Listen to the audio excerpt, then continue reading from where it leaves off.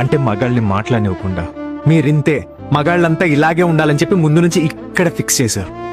25 ఏళ్ళు జాబ్ రాకపోతే ఇంట్లో వాళ్ళు కూడా నువ్వే మగాడివిరా అంటారు. ఒక ఫ్యామిలీ మ్యాన్ ఉద్యోగం చేసి తన ఫ్యామిలీని పోషించడంతోనే సగ జీవితం అయిపోతుంది.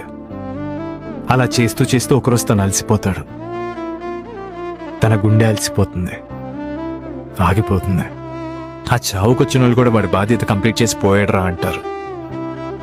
అదే చేయలేకపోతే నువ్వు అసలు మగాడివేనా, నీకెందుకు పెళ్ళాం పిల్లలు అంటారు.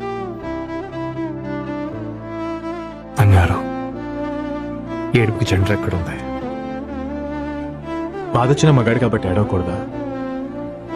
ఆ నొప్పి ఉండబట్టే కదా మీరందరూ మీ బాధలు చెప్పుకోవడానికి ఇక్కడి వరకు వచ్చారు. సో ఎవరు ఎలాంటి బాధలు షేర్ చేసుకుంటున్నా ముందు వినాలి, విందాం.